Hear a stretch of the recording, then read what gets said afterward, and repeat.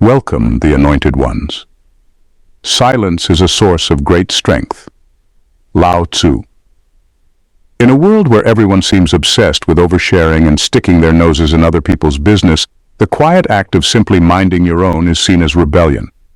It's ironic, isn't it? While others are busy broadcasting their lives like a 24-hour reality show, your decision to tune out and focus on your own journey makes you public enemy number one. Here's a surprising fact. Studies show that the average person spends 63% of their conversations talking about other people. You, however, are the anomaly, the quiet storm who refuses to participate in the chaos. And that, my friend, is precisely why they hate you. It's not because you're rude or indifferent. No, it's deeper than that. Your self-containment unsettles them. Your refusal to engage in triviality unnerves them. Heck, your very existence reminds them of what they should be doing instead of obsessing over you. It's not just hate, it's projection, envy, and a touch of confusion. And let's be real, nothing is funnier than watching people work themselves into a frenzy over the fact that you simply don't care. Don't. Number one, your detachment challenges their control. When you mind your own business, you take away the one thing many people rely on to feel powerful: control. There's a certain kind of person who thrives on manipulating others, bending their opinions and steering their choices. These people feed on being involved in every situation, every decision, every drama. When you refuse to play their game, you become a problem. Your detachment isn't just about ignoring them. It's a silent refusal to be drawn into their orbit. This lack of engagement sends a message louder than words. They don't have power over you, and that terrifies them. They hate the fact that you're not seeking their approval, their advice, or their validation. To them, control is a currency, and by simply minding your own business, you've rendered their currency worthless. What makes it even worse for them is that your independence highlights their desperation. While they're scrambling to insert themselves into other people's lives, you're calmly walking your own path, completely unaffected. That's infuriating for someone whose identity depends on controlling narratives. You become an unmovable force they can't manipulate. And for people like that, it's the ultimate insult. But here's the kicker.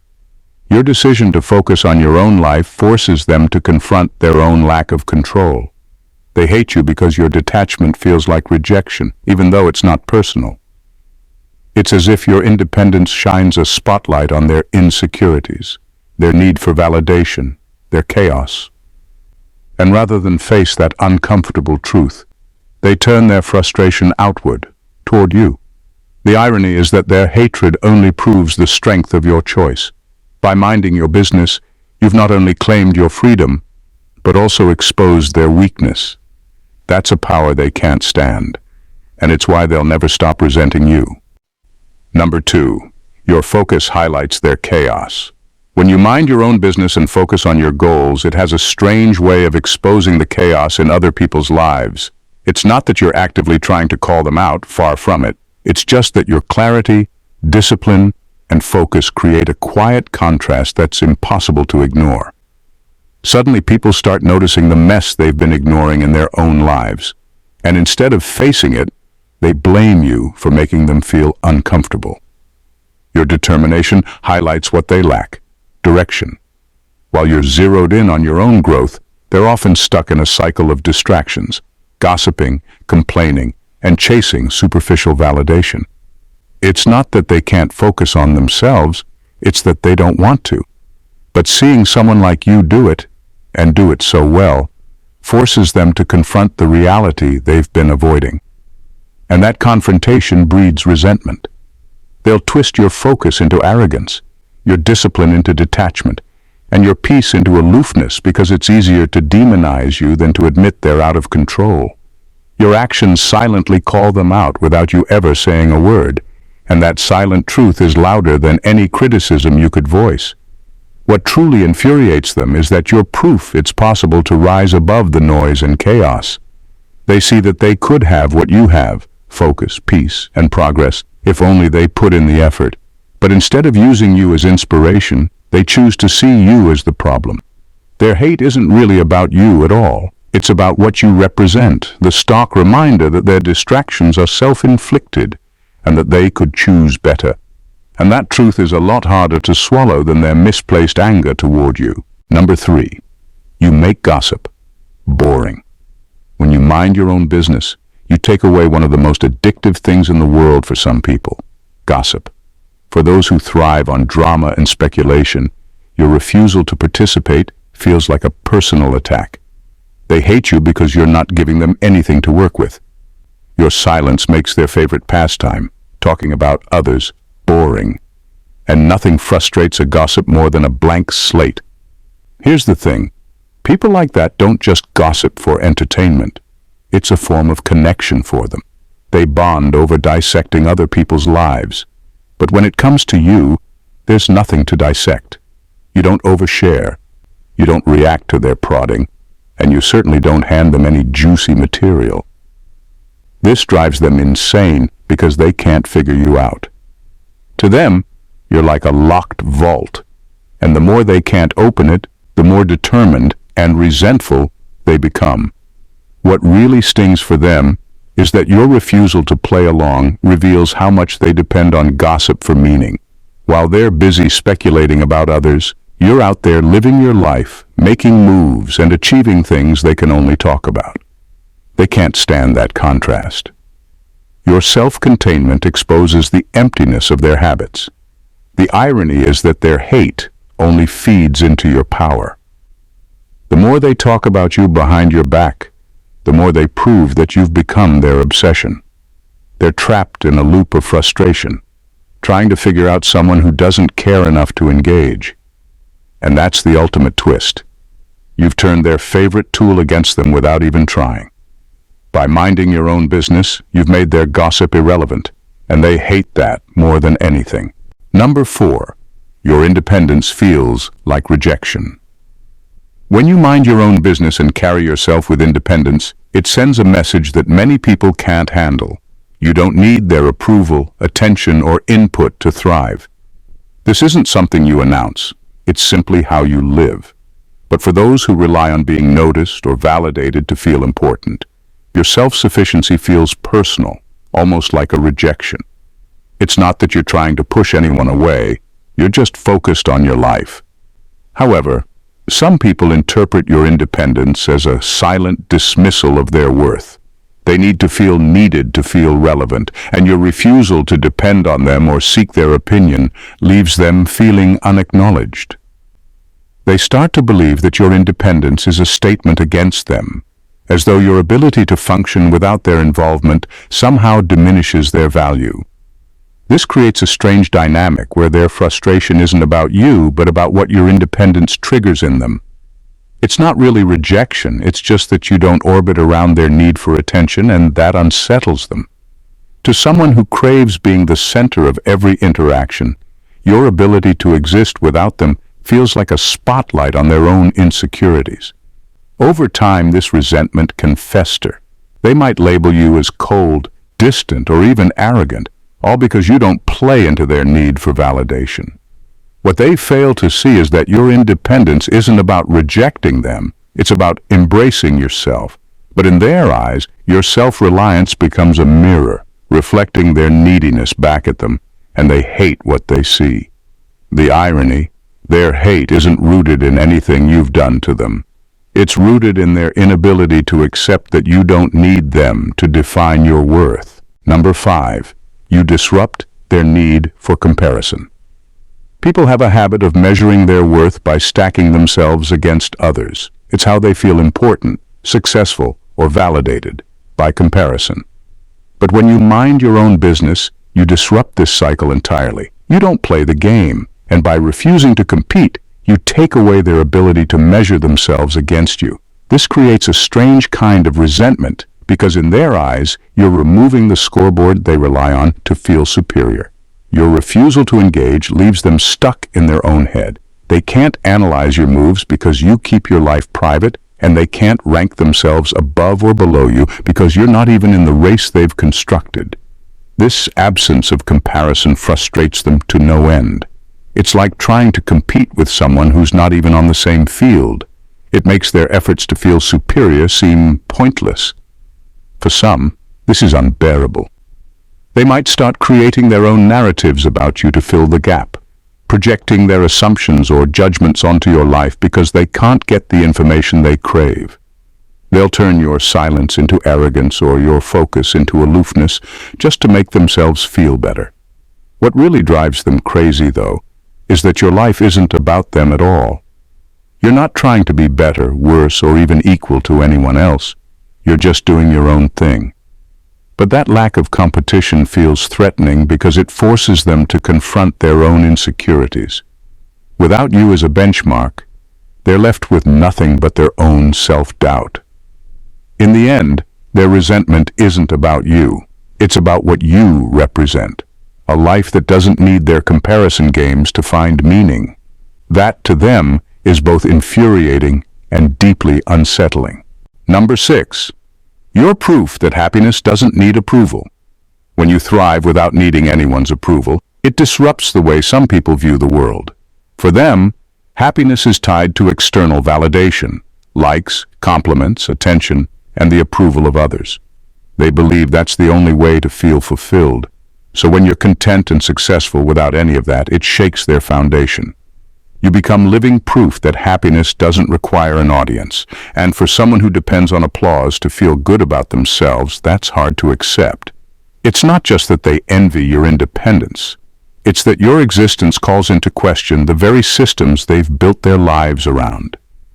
If you can be happy without constantly seeking approval, it means they've been chasing something unnecessary.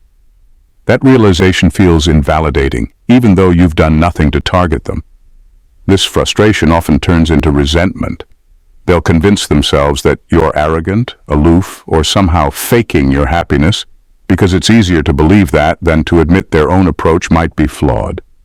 Deep down, they're uncomfortable with the possibility that they've been looking outward for something they were supposed to find within. What really unsettles them is how effortlessly you embody the freedom they secretly crave. You don't need permission to be happy. You don't need validation to feel worthy. You've taken the shortcut they didn't even know existed, and that makes them angry, not at you, but at themselves. Your life becomes a mirror they don't want to look into. It reflects their own insecurities and misplaced priorities, and instead of learning from it, they resent you for holding it up. But their anger isn't your problem. It's just the byproduct of you living your truth, proving that happiness was never something that needed to be earned. It was always yours to claim. Number 7. They fear you see through them. When you're reserved and keep to yourself, it unnerves people more than you realize. Your silence creates an air of mystery, and for those who are insecure or hiding something, it feels like a spotlight shining on their flaws. They begin to project their fears onto you, convinced that your quiet demeanor means you're silently judging them, seeing through the cracks they try so hard to cover up. What really fuels their paranoia is the unknown. They can't read you, can't predict what you're thinking, and it drives them crazy. People who thrive on controlling narratives or maintaining an image hate the idea that someone might see through their masks. They start to imagine that you've noticed every inconsistency, every lie, every weakness, even if you haven't paid them much attention at all. In their mind, your silence becomes dangerous, a weapon you could use at any moment to expose them. This fear often turns into hostility. They may lash out or try to discredit you, hoping to regain control by putting the focus back on you instead of their own insecurities. Ironically, this only confirms how much power they think you hold. They hate you not because you've done anything, but because your quiet strength makes them feel exposed, even if it's all in their head. The truth is, you're probably not thinking about them at all, but that's the beauty and the curse of staying reserved. It lets people fill in the blanks with their own fears, and for those hiding behind facades, that can be unbearable. Their hatred isn't about you, it's about the possibility that someone might see the truth they've been working so hard to bury. And nothing is scarier to them than the idea of being truly seen. Number 8. Your self-sufficiency threatens their identity. Some people build their entire identity around being needed. They find purpose in offering advice, solving problems, or being the center of attention when someone needs support. But when you're self-sufficient, you unintentionally challenge that identity. Your ability to handle life on your own terms feels like a rejection of what they think they bring to the table. Your independence sends a message, even if you don't mean it to. I don't need you to survive, thrive, or succeed. For someone who defines themselves by being indispensable, this is deeply unsettling. They may not even realize it consciously, but your self-reliance forces them to confront a painful question. If I'm not needed, then who am I? This is where the resentment begins to brew.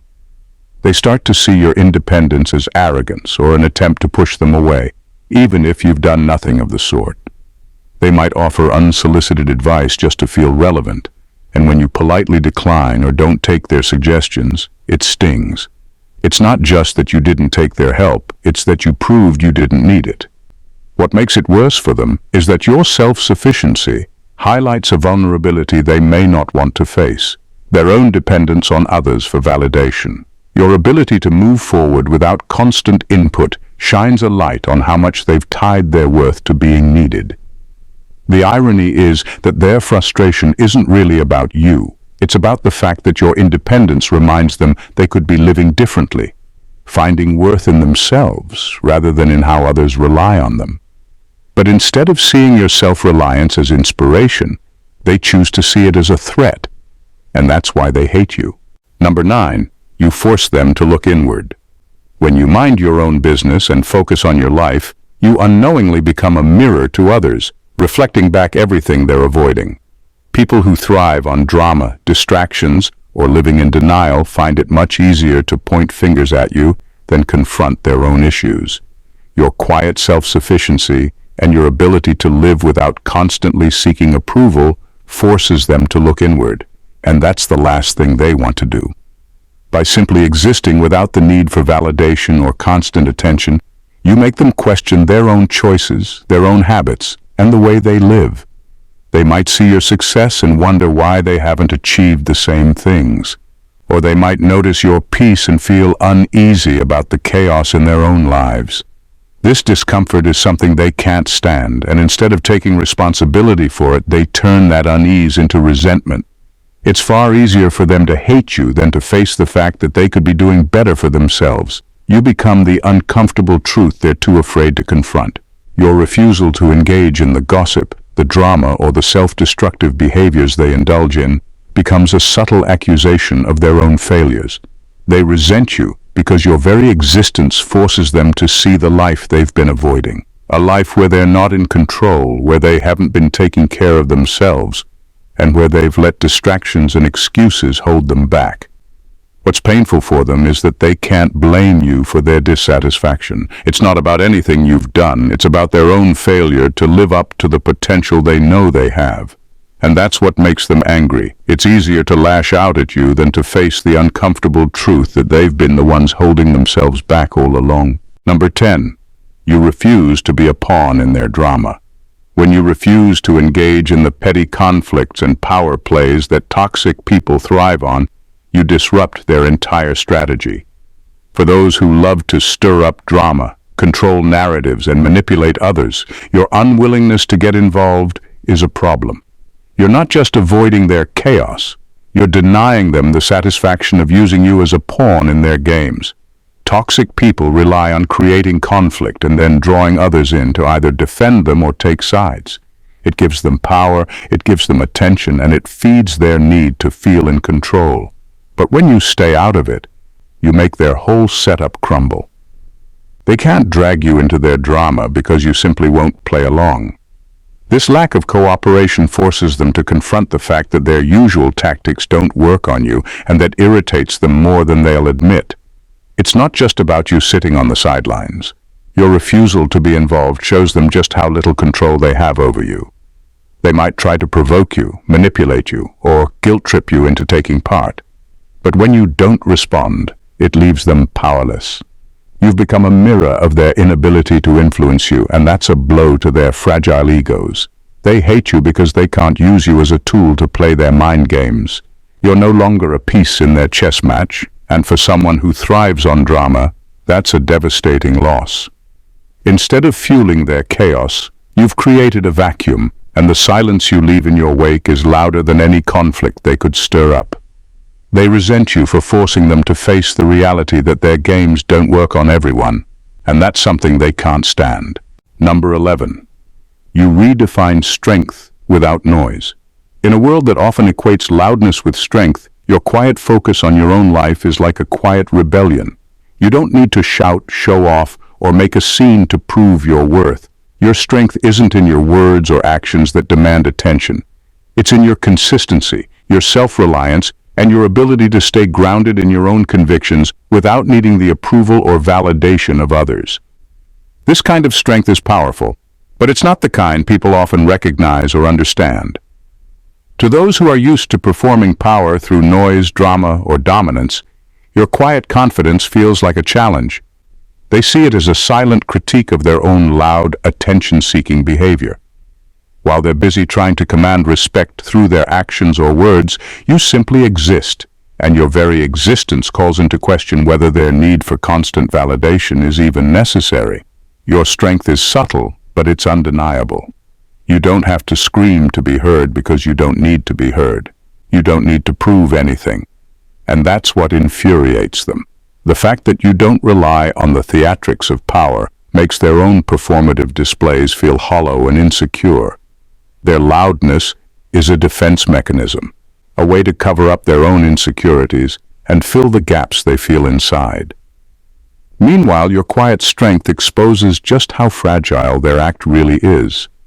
People hate you not because you're trying to outdo them or show off, but because your presence redefines what true power looks like. And by doing so, it makes their noisy, insecure display of strength feel weak in comparison. The truth is, your ability to be strong without noise is the most disruptive force of all. Number 12. You're a reminder of what they could be. Your ability to mind your own business doesn't just come across as a personal choice. It's a reflection of your discipline, self-awareness, and growth. In a world where most people get caught up in drama, distractions, or the need for constant validation, your ability to stay focused on your own path highlights everything they wish they could achieve. It's not just about ignoring the noise. It's about having the strength to rise above it and focus on what truly matters to you. For many, this level of self-control is something they aspire to but struggle to maintain. They get swept up in external chaos, finding themselves reacting to everything and everyone. When they see you, they're reminded of what they could be if they just had the same clarity or focus. But that reminder isn't always a pleasant one. Instead of using your example as inspiration, they mask their envy with hatred. They resent you for showing them the gap between where they are and where they know they could be. It's easier to hate someone who seems to have it all together than to admit that their own lack of self-discipline is what's holding them back. Your ability to stay in your lane doesn't just make them feel inadequate. It forces them to confront their own failures. And because they're unwilling to face that truth, they turn that frustration inward, cloaking it in resentment toward you. The truth is, their hatred isn't really about anything you've done. It's about how your self-sufficiency, your growth, and your inner peace serve as a mirror to their own unfulfilled potential. And that's something they can't stand looking at, so they choose to hate instead of acknowledging the possibility of change. Number 13, you challenge their sense of control. For many, control is a way of feeling safe or superior. Whether it's through dominating conversations, managing people's perceptions, or ensuring their agenda moves forward, control provides them a sense of power. But when you mind your own business and live without being influenced by their need to manipulate, you expose a painful truth. They don't actually have as much power as they think. You're not playing by their rules, and that alone undermines their entire approach. They can't predict your reactions, can't control your decisions, and can't pull you into their emotional games. This threatens their ego because without the ability to control you or influence your choices, they're left with nothing but their own insecurities. Your refusal to be controlled is a constant reminder that true power doesn't lie in manipulating others. It lies in your ability to stay grounded and authentic, unaffected by the dramas they try to create. This reality feels like a slap in the face to someone who has built their identity around controlling their environment and the people within it. Instead of seeing your independence as strength, they interpret it as a rejection of their control. They hate you because you've shown them that the only real power lies in staying true to yourself, untouched by their attempts to bend others to their will. And that is something they can't stand to witness because it forces them to confront the truth. They don't control everything, and sometimes they don't control you. In the end, the truth is simple yet profound. Your ability to mind your own business, to focus on your own growth, and to live your life on your terms is a silent revolution. It challenges norms, exposes insecurities, and forces others to confront their own shortcomings. It's not that you're actively trying to disrupt their world, it's just that you refuse to be pulled into their drama, distractions, and need for validation. Your independence and self-sufficiency are a mirror they're not ready to face, and that's why they hate you. But here's the thing. Their hatred is never about you. It's a reflection of their envy, their fear, and their inability to embrace the same peace you've found in your own life. The more they resent you, the more they reveal just how much they wish they could live with the same strength, discipline, and confidence you exude without even trying. So keep doing what you're doing. Keep minding your own business. Keep thriving in silence.